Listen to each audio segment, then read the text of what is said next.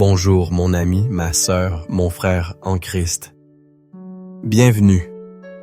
Je vous accueille non pas simplement sur une vidéo, mais dans un sanctuaire. Un espace sacré, un temps mis à part où le ciel est invité à toucher la terre, où l'éternité est invitée à embrasser votre moment présent.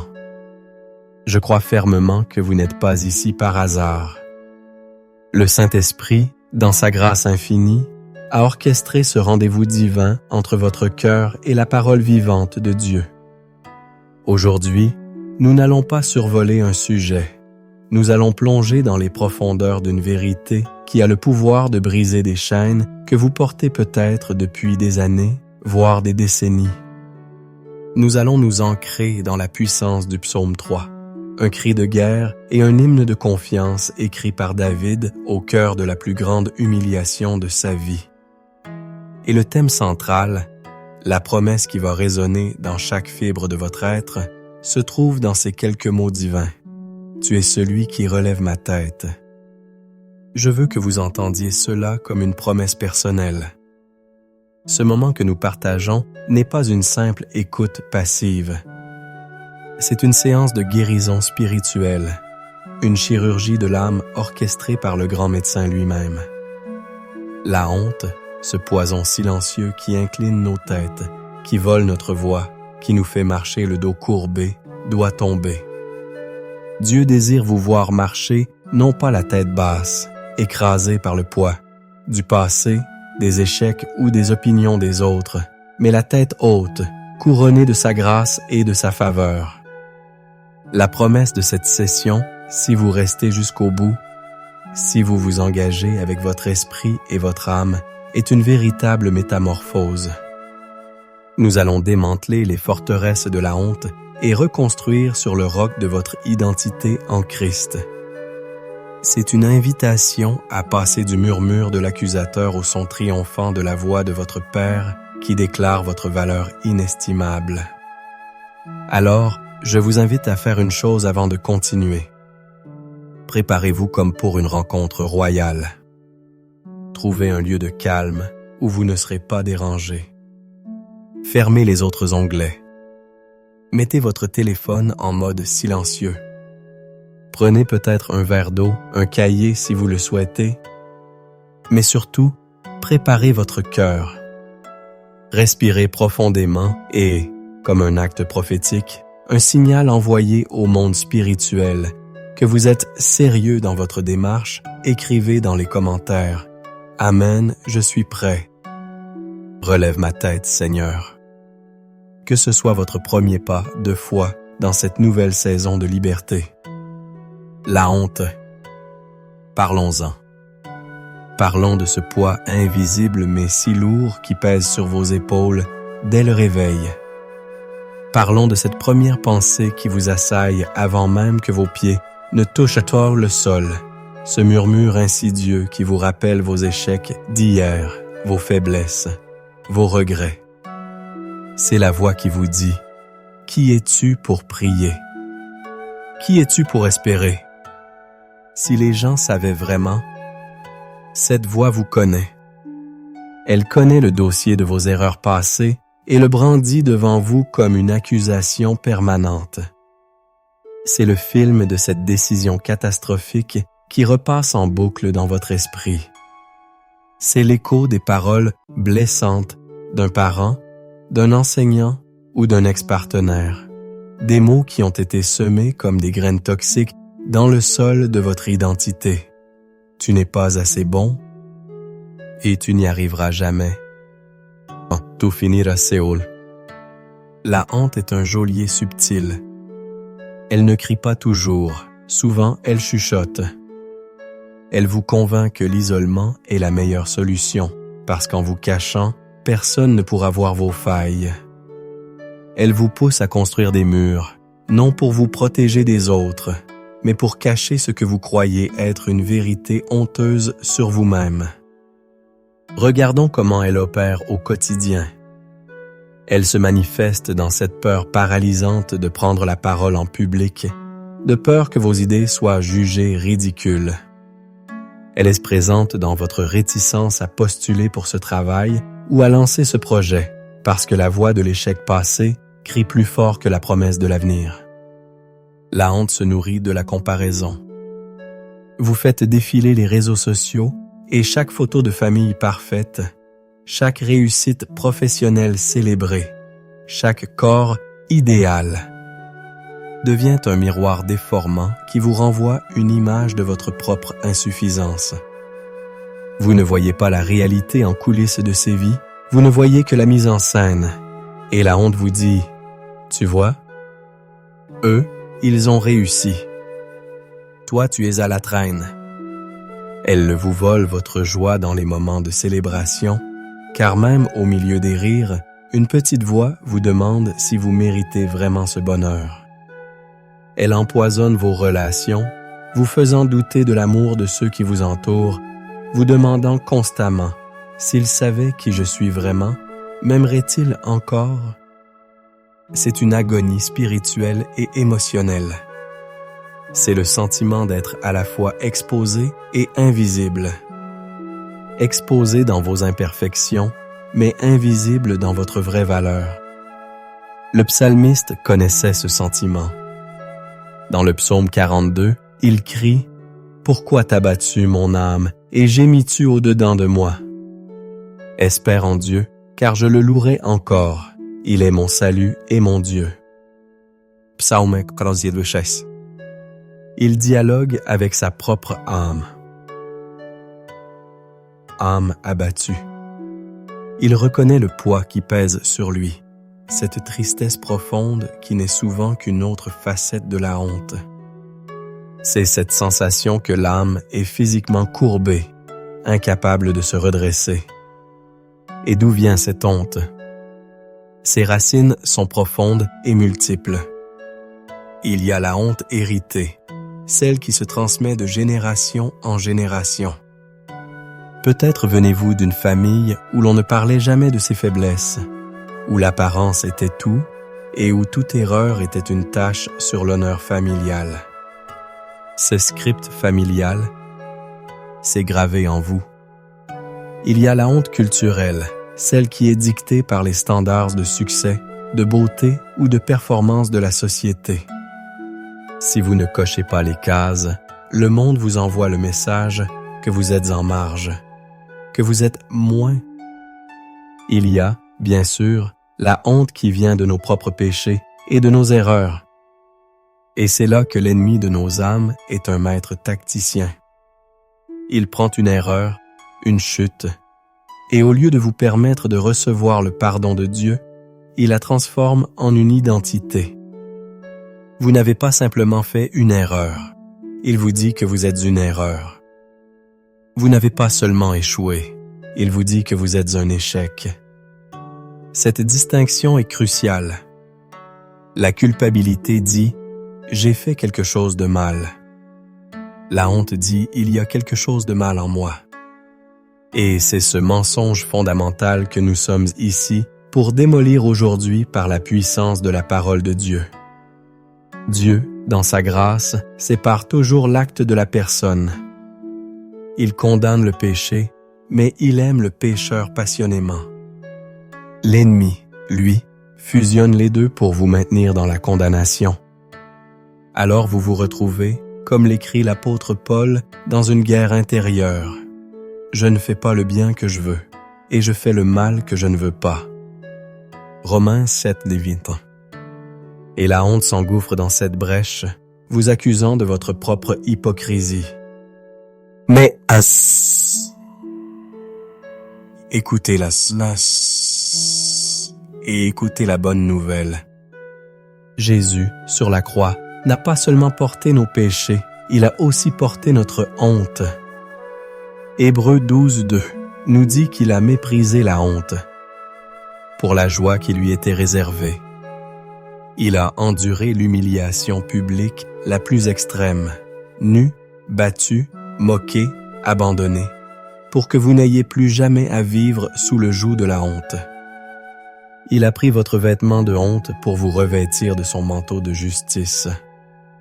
Votre situation n'est pas une surprise pour Dieu. Il vous a vu les matins où vous n'aviez pas la force de vous lever. Il a entendu les mensonges que vous vous êtes répétés. Il a vu les larmes que vous avez cachées. Et sa réponse n'est pas le jugement, mais une invitation. L'invitation de Jésus dans Matthieu 11, 28 résonne pour vous ce matin. Venez à moi, vous tous qui êtes fatigués et chargés, et je vous donnerai du repos. La honte est un fardeau épuisant. Aujourd'hui est le jour où vous le déposez au pied de la croix. Aujourd'hui est le jour où nous laissons la vérité de Dieu, la vérité du psaume 3 parler plus fort que toutes les autres voix. Car il est, en cet instant précis, prêt à accomplir sa promesse. Il est prêt à relever votre tête. Pour véritablement saisir la puissance explosive contenue dans le psaume 3, nous devons nous transporter dans le temps, dans la poussière et la douleur du moment où il a été écrit. Ce n'est pas un poème composé dans le confort d'un palais. La suscription du psaume nous donne le contexte précis. Psaume de David, lorsqu'il fuyait devant Absalom, son fils. Imaginez la scène. David, le grand roi, loin de l'Éternel, le vainqueur de Goliath n'est pas en fuite devant un ennemi étranger, mais devant son propre fils. Absalom, le fils magnifique, charismatique, a méthodiquement volé le cœur du peuple d'Israël, a fomenté une conspiration et s'est autoproclamé roi. David est contraint de fuir Jérusalem, sa capitale, sa maison.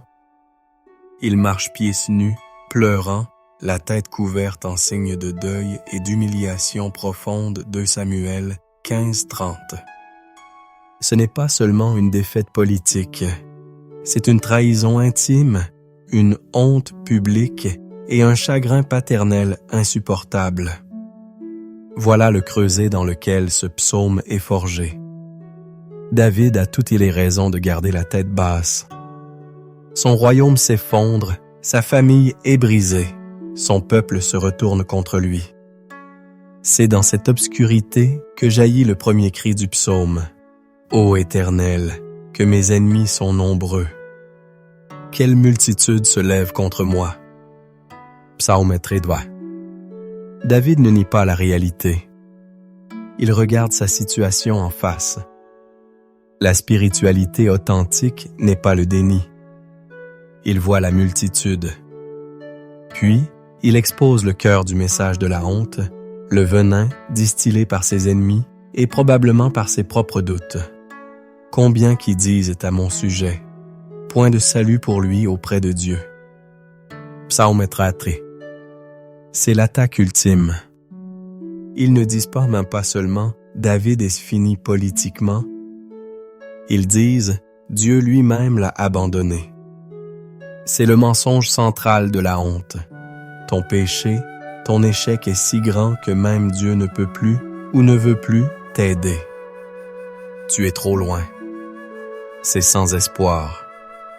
C'est précisément à cette voix que le psalmiste va opposer une vérité plus puissante. Et ici, au verset 4, se produit le pivot le plus extraordinaire de toute la littérature de lamentation. C'est un « mais » qui change tout. « Mince-toi, ô Éternel ». David déplace son regard de la multitude de ses problèmes vers la majesté de son Dieu. C'est la clé pour briser la honte.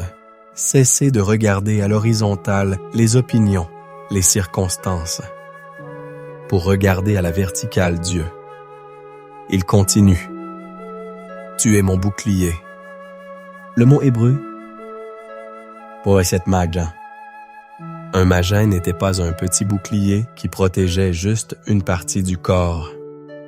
C'était le grand bouclier de soldat qui couvrait l'homme de la tête aux pieds. David déclare que face aux milliers de flèches de la critique, de l'accusation et du mensonge, Dieu l'entoure complètement. La honte essaie de percer nos défenses, mais Dieu est une protection à 360 degrés. Rien ne peut atteindre notre véritable identité en lui sans sa permission. Ensuite est-il dit, « tu es ma gloire. Le mot hébreu est kavof et kavod. Kavod signifie poids, substance, honneur, splendeur.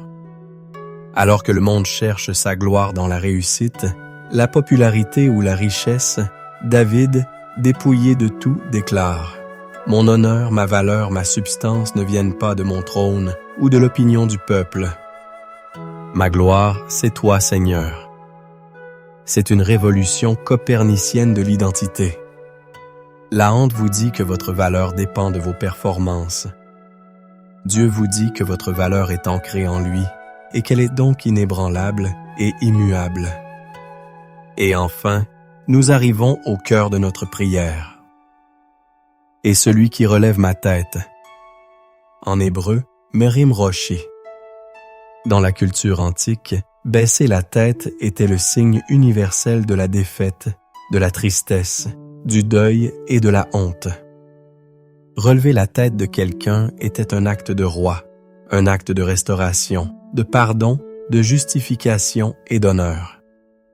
C'était dire publiquement « Cette personne est sous ma protection, je lui rends sa dignité ». Lorsque David dit que Dieu est celui qui relève sa tête, il ne prie pas simplement pour se sentir mieux. Il prophétise sa restauration. Il déclare que Dieu lui-même va intervenir et le justifier devant tous. Dieu va transformer son humiliation publique en un honneur public. C'est ce que Dieu veut faire pour vous. Là où la vie, les gens ou vos propres choix vous ont forcé à baisser la tête, Dieu vient et, d'une main tendre mais puissante, place ses doigts sous votre menton et relève votre regard vers le sien. Il vous redonne votre dignité, votre honneur de fils et de fille du Très-Haut. L'histoire biblique regorge de ces moments de tête relevée. Pensez à Joseph. Vendu par ses frères, faussement accusé par la femme de Potiphar, jeté dans un cachot, oublié. Sa tête était aussi basse qu'elle pouvait l'être. On aurait pu dire de lui, point de salut pour lui auprès de Dieu. Mais un jour, Pharaon fait un songe.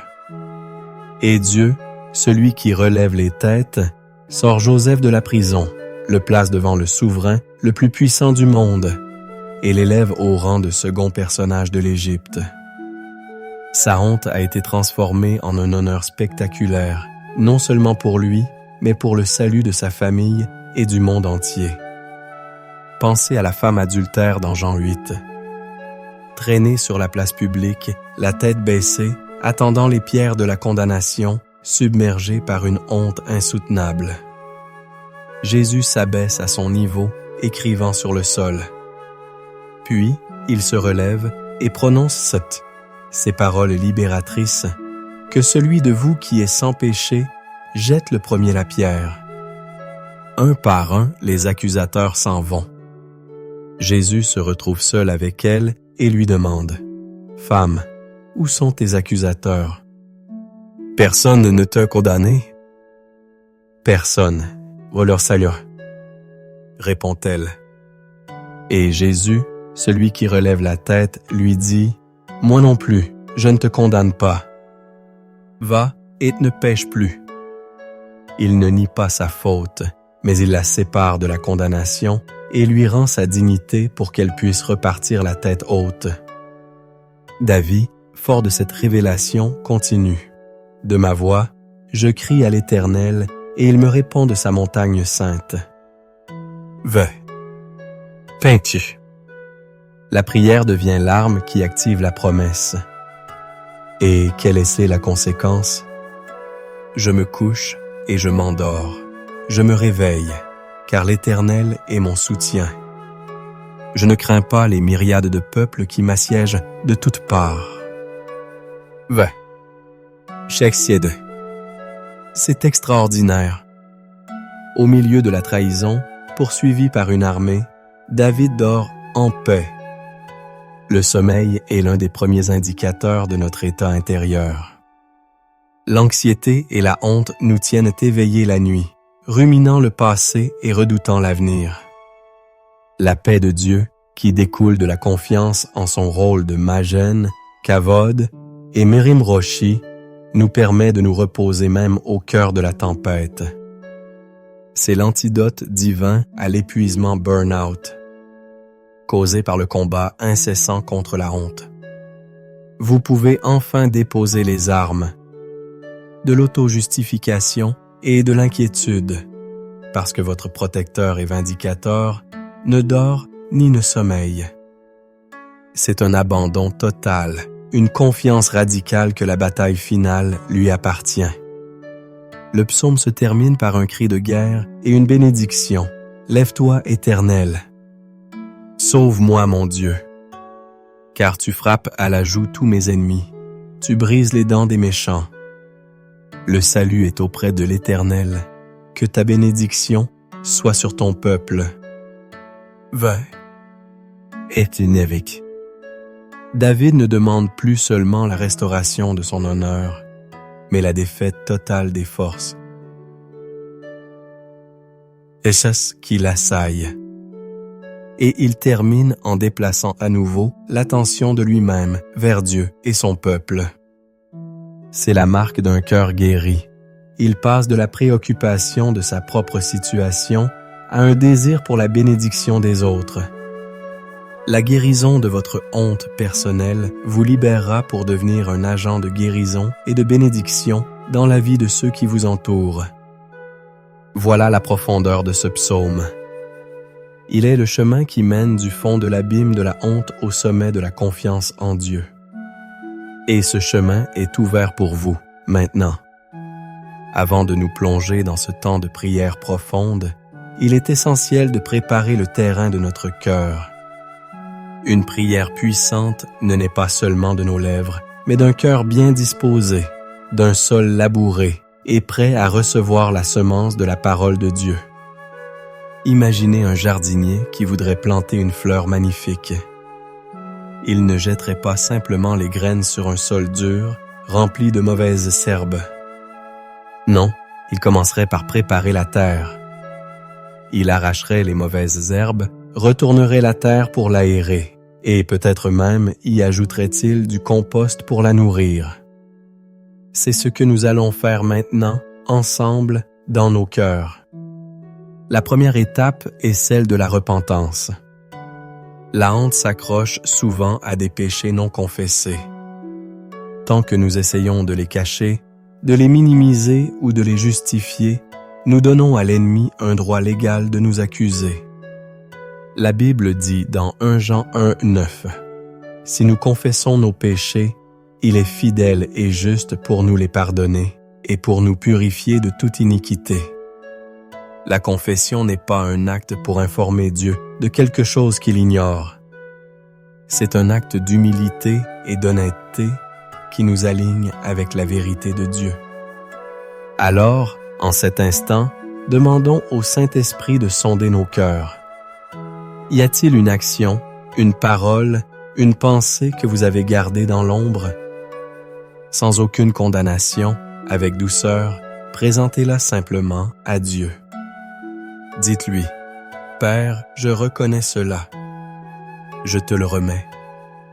Pardonne-moi. » La deuxième étape est le pardon. C'est une étape cruciale pour briser le pouvoir de la honte que d'autres nous ont imposé. Il est fort probable que les voix de la honte que vous entendez aujourd'hui soient l'écho des paroles ou des actes de quelqu'un d'autre dans votre passé. Refuser de pardonner, c'est comme boire soi-même du poison en espérant que l'autre meure. Le non-pardon nous maintient enchaînés à la personne et à l'offense. Jésus nous a enseigné dans Matthieu 6:15 « Mais si vous ne pardonnez pas aux hommes, votre Père ne vous pardonnera pas non plus vos offenses. » Pardonner n'est pas dire que ce qui a été fait était bien. Ce n'est pas minimiser la douleur. C'est une décision de libérer la personne du jugement qui lui est dû et de remettre ce jugement entre les mains de Dieu, le seul juge juste. C'est briser la chaîne spirituelle qui vous relie à votre passé. Pensez à cette ou ces personnes. Devant Dieu, faites le choix de dire « Seigneur, je choisis de pardonner à nom de la personne. Je te remets de la douleur. Je les libère et je me libère. » Enfin, la dernière étape de préparation est la consécration, l'offrande de votre cœur. La prière qui va suivre est un moment d'échange divin. Nous allons donner à Dieu notre honte, nos peurs, nos fardeaux, et en retour, il va nous donner sa paix, sa justice, sa joie et son honneur. Mais pour recevoir pleinement, nos mains et nos cœurs doivent être ouverts. C'est un acte d'abandon. Alors, en cet instant, je vous invite à prier silencieusement avec moi. Père céleste, je viens devant toi tel que je suis. Je dépose toute prétention. Je t'offre mon cœur brisé, mon esprit fatigué. Je t'offre ma honte, cette lourde cape que je porte. Je désire te recevoir. Rende mon cœur fertile pour ta parole. Ouvre mes oreilles spirituelles pour entendre ta voix. Fais de moi une toile vierge sur laquelle tu peux peindre ta gloire. Au nom de Jésus. Amen. Votre cœur est maintenant prêt. Entrons avec confiance dans le trône de la grâce. Éternel, notre Dieu, notre Père, c'est avec un cœur rempli de révérence et d'émerveillement que nous nous approchons de toi ce matin. Nous venons, non pas en nous appuyant sur nos propres mérites, mais en nous appuyant uniquement sur le sang précieux de Jésus qui nous a ouvert un libre accès à ta présence. Nous nous tenons dans le silence de ce moment, reconnaissant ta grandeur qui remplit les cieux et la terre. Tu es le Dieu qui a parlé et les mondes ont été créés. Tu tiens les étoiles dans tes mains et tu connais le nom de chacune d'elles. Les montagnes fondent comme de la cire devant ta face et les océans obéissent à ta voix. Qui sommes-nous pour que tu penses à nous? Pourtant, tu nous invites à t'appeler Abba, Père. Aujourd'hui, nous nous joignons au roi David et nous t'adorons avec les titres que son cœur brisé a découverts. Nous proclamons que tu es notre bouclier, notre Majeune. Tu es la muraille de feu qui nous entoure, le rempart infranchissable contre les assauts de l'ennemi. Quand les flèches enflammées de l'accusation, du doute et de la peur volent vers nous, tu es la protection qui les éteint. Tu n'es pas un bouclier lointain, mais un bouclier tout contre nous, une présence qui nous enveloppe et nous sécurise. Nous te louons parce que tu es notre gloire, notre kavod. Toute gloire terrestre est passagère, une fleur qui se fane, une vapeur qui disparaît. Mais toi, tu es notre substance, notre valeur éternelle. En toi, nous trouvons notre véritable poids, notre signification. Notre identité n'est pas définie par nos réussites ou nos échecs, par l'applaudissement ou la critique des hommes, mais par le fait que nous t'appartenons. Tu es notre plus grand honneur. Et par-dessus tout, nous te bénissons, car tu es celui qui relève notre tête, Mérim Roche. Tu es le Dieu de la restauration, le spécialiste des nouveaux commencements. Tu ne te plais pas à voir tes enfants marcher le dos courbé. Tu es le roi qui s'abaisse pour relever le pauvre de la poussière et l'indigent du fumier, pour les faire asseoir avec les princes de ton peuple. Pour cela, Père, reçois notre adoration et notre louange la plus profonde. Père de grâce et de miséricorde, c'est maintenant avec un cœur honnête et exposé que nous venons te confesser nos fautes et te remettre nos fardeaux et des titres. Nous confessons que trop souvent, nous avons écouté la voix de la honte plus que la tienne. Nous avons laissé les échecs du passé définir notre présent et dicter notre avenir. Pardonne-nous, Seigneur. Pardonne-nous pour les fois où nous avons cru le mensonge que nous étions disqualifiés, que ton amour pour nous était conditionnel à nos performances. Pardonne-nous d'avoir porté le fardeau de la honte que Jésus a déjà cloué sur la croix. Nous déposons à tes pieds ce matin chaque parole de dévaluation qui a été prononcée sur nous. Nous déposons cet échec professionnel, cette rupture relationnelle, cette erreur financière qui nous hante. Nous te remettons la honte de notre corps, de nos origines, de notre histoire familiale. Nous te donnons les secrets que nous avons cachés dans les recoins sombres de notre cœur, de peur d'être exposés et rejetés. Seigneur, lave-nous de toute iniquité par le sang de l'agneau. Purifie notre conscience. Nous choisissons aujourd'hui de nous pardonner à nous-mêmes, comme tu nous as pardonné. Nous relâchons la condamnation que nous nous sommes infligée. Nous choisissons de pardonner à ceux qui nous ont blessés, humiliés et rabaissés. Nous les libérons de notre jugement et nous te les remettons. Seigneur, nous te confions maintenant le fardeau le plus lourd, l'incrédulité. La partie de nous qui doute encore que tu puisses vraiment nous restaurer. Fortifie notre foi, ô Dieu. Enracinés dans ta parole de vérité, nous prenons maintenant les promesses du psaume 3 et nous les faisons nôtres. Nous proclamons avec foi, ô Éternel, même si mes ennemis sont nombreux, même si une multitude se lève contre moi et dit à mon sujet, point de salut pour lui auprès de Dieu, je choisis de ne pas croire à leur rapport. Nous déclarons, mais toi, ô Éternel, tu es mon bouclier, tu es ma gloire, et tu es que celui qui relève ma tête. Je le proclame sur ma vie ce matin. Tu relèves ma tête de la dépression. Tu relèves ma tête du découragement. Tu relèves ma tête de l'anxiété. Tu relèves ma tête de la peur de l'avenir. Tu relèves ma tête du regret du passé. Je proclame, de ma voix, je crie à l'Éternel, et je sais qu'il me répond de sa montagne sainte. Ma prière n'est pas vaine, elle monte jusqu'à toi, et elle est entendue. Par la foi, je déclare, je peux me coucher et m'endormir en paix, je me réveillerai en sécurité, car c'est toi, Éternel, qui es mon soutien. Je ne crains pas les milliers d'opinions, les myriades de critiques, les légions de pensées accusatrices qui m'assiègent, car tu es avec moi. Le salut est auprès de toi, Éternel, et je reçois ta bénédiction sur ma vie. Maintenant, Père, au nom puissant de Jésus-Christ, nous nous engageons dans le combat spirituel contre la forteresse de la honte. Nous prenons l'autorité que tu nous as donnée en Christ. En accord avec 2 Corinthiens 10:4-5, nous déclarons que nos armes ne sont pas charnelles, mais elles sont puissantes par la vertu de Dieu pour renverser des forteresses. Nous renversons les raisonnements, les théories, les souvenirs et toute hauteur qui s'élève contre la connaissance de Christ. Nous amenons toute pensée captive à l'obéissance de Christ.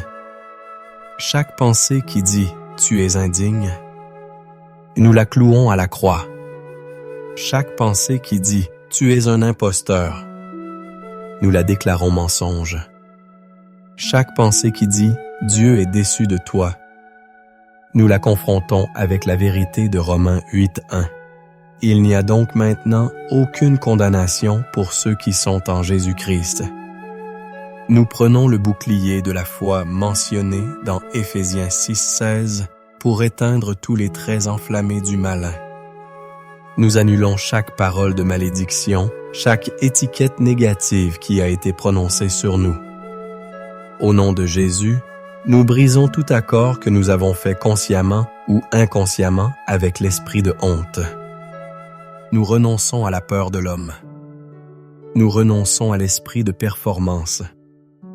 Nous déclarons que selon Ésaïe 54:17, toute arme forgée contre nous sera sans effet, et toute langue qui se lèvera en justice contre nous, nous la condamnerons. Et maintenant, Père Saint, dans l'espace que nous avons nettoyé et libéré, nous te demandons une effusion fraîche et puissante de ton Saint-Esprit. Là où il y avait la honte, remplis-nous de la conscience de notre adoption et de notre statut de fils et de fille bien-aimée. Là où il y avait la peur, remplis-nous de ton amour parfait qui bannit la crainte. Là où il y avait l'agitation et l'anxiété, que ton esprit produise en nous la paix qui surpasse toute intelligence. Là où il y avait la tristesse, donne-nous une huile de joie au lieu du deuil. Nous prions pour une restauration complète, esprit, âme et corps. Restaure notre dignité. Restaure notre confiance. Restaure notre passion pour toi et pour notre destinée. Restaure la joie de notre salut. Fais de nous des témoignages vivants de ta puissance de transformation, des vases qui, autrefois brisés par la honte, sont maintenant réparés par ta grâce et remplis de ta gloire, pour que d'autres puissent te voir et mettre leur confiance en toi. Nous te le demandons avec foi, au nom glorieux et victorieux de notre Seigneur et Sauveur, Jésus-Christ. Amen. Maintenant, restez un instant dans le silence. Ne vous précipitez pas. La prière n'est pas seulement le moment où nous parlons à Dieu. C'est aussi, et peut-être surtout, le moment où nous l'écoutons. Après avoir vidé votre cœur et reçu sa parole, il veut vous parler personnellement. Alors, je vous invite à fermer les yeux si vous le pouvez, inspirez profondément sa paix et expirez lentement tout le reste de tension et de distraction. Et dans ce calme, posez simplement cette question dans votre cœur. Père, que me dis-tu ce matin? Quelle parole de vérité veux-tu graver dans mon esprit pour remplacer les mensonges de la honte? Ne cherchez pas une voix audible.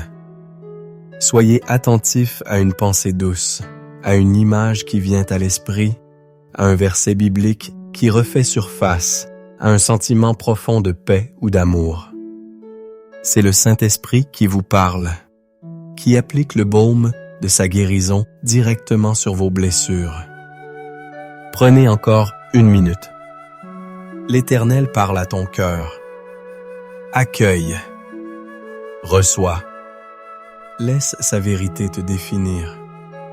Et maintenant, comme un messager de l'Éternel, un frère dans la foi, je veux libérer sur ta vie des paroles prophétiques et des bénédictions fondées sur la parole immuable de Dieu. Reçois-les, non pas comme des paroles d'hommes, mais comme des déclarations divines pour ta saison présente. Je t'appelle par ton nom, enfant du Dieu très haut, et je déclare: sur ta vie spirituelle, ta tête est relevée. T'es relevé. La confusion se dissipe et la clarté divine s'installe. Tu n'es plus une brebis sans berger, errant dans le doute. Je déclare que tu entends la voix du bon berger et que tu la reconnais, et tu ne suivras point la voix d'un étranger, car Jésus a dit: « Mes brebis entendent ma voix, je les connais, et elles me suivent. » Jean 10. Sur ta santé physique et émotionnelle, ta tête est relevée. Là où la honte et le stress ont affaibli ton corps et tourmenté ton esprit, je libère la puissance de guérison du sang de Jésus. Je déclare que par ses meurtrissures, tu es guéri. L'esprit de lourdeur, de dépression et d'angoisse doit te laisser maintenant au nom de Jésus. Comme il est écrit dans Ésaïe 53:5, c'est par ses meurtrissures que nous sommes guéris. Sur tes finances et ton travail, ta tête est relevée. Le cycle de la stagnation et de l'échec est brisé. La mentalité de pauvreté est remplacée par la révélation de ton Dieu qui pourvoit. Je déclare que l'Éternel ouvrira pour toi son bon trésor, le ciel, pour envoyer la pluie sur ton pays en sa saison et pour bénir tout le travail de tes mains. Tu prêteras à beaucoup de nations et tu n'emprunteras point. Tu seras la tête et non la queue. Deutéronome 28:12-13.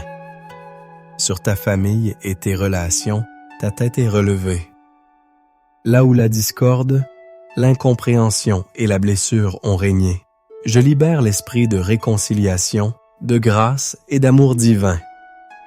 Je déclare que tes enfants seront instruits par l'Éternel et que leur paix sera grande. Ton foyer devient un havre de paix et un reflet de la gloire de Dieu. Ésaïe 54:1. Sur ta destinée et ton appel, ta tête est relevée. La paralysie de la peur et du syndrome de l'imposteur est brisée. Tu te lèves et tu entres dans les œuvres que Dieu a préparées d'avance pour toi. Tu n'es pas une erreur, tu es une œuvre d'art divine, créée pour un but précis. Car, comme le dit Éphésiens 2:10, nous sommes son ouvrage, ayant été créés en Jésus-Christ pour de bonnes œuvres, que Dieu a préparées d'avance afin que nous les pratiquions. Sur ta vie quotidienne, ta protection est assurée. Ta tête est relevée de la peur de l'inconnu. Je déclare sur toi la protection du psaume 121:8. L'Éternel gardera ton départ et ton arrivée, dès maintenant et à jamais. Tu es sous la garde divine, à l'abri sous ses ailes. Sur ta joie et ta paix intérieure, ta tête est relevée. La joie circonstancielle est remplacée par la joie inébranlable du Seigneur, qui est ta force. Je déclare sur toi les paroles de Romains 15:13. Que le Dieu de l'espérance vous remplisse de toute joie et de toute paix dans la foi, pour que vous abondiez en espérance par la puissance du Saint-Esprit. Et pour sceller toutes ces paroles, reçois maintenant la plus ancienne et la plus puissante des bénédictions, la bénédiction d'Aaron prononcée sur les enfants d'Israël, que je libère sur toi aujourd'hui. Que l'Éternel te bénisse et te garde. Que l'Éternel fasse luire sa face sur toi et t'accorde sa grâce. Que l'Éternel tourne sa face vers toi et te donne la paix. Au nom du Père, du Fils et du Saint-Esprit. Amen. Nous arrivons à la fin de notre temps ensemble, mais ce n'est pas une conclusion, c'est un commencement. Vous êtes entrés dans ce moment peut-être courbé sous le poids de la honte, mais je crois par la foi que vous en ressortez transformés, la tête relevée par la main de votre Père céleste. La promesse centrale du psaume 3 n'est pas juste un concept théologique, elle est devenue, je le prie, une réalité tangible dans votre esprit. Dieu est votre bouclier, votre gloire et celui qui relève votre tête. Accrochez-vous à cette vérité. Écrivez-la. Méditez-la. Faites-en l'encre de votre âme lorsque les vents de l'accusation se lèveront à nouveau. La victoire sur la honte n'est pas un événement unique, mais une marche quotidienne. L'ennemi essayera de vous faire baisser la tête à nouveau. Mais désormais, vous êtes à un. Vous avez la vérité de la parole de Dieu et l'expérience de sa présence. C'est pourquoi je veux vous lancer un défi. Engagez-vous à revenir à cette prière ou simplement à méditer sur le psaume 3 chaque matin pendant les 7 prochains jours. Faites-en votre rituel matinal. Avant de consulter votre téléphone ou de vous laisser submerger par les soucis de la journée, ancrez votre identité en celui qui relève votre tête. 7 jours pour solidifier ce nouveau fondement, pour entraîner votre esprit à choisir la vérité de Dieu plutôt que les mensonges du passé.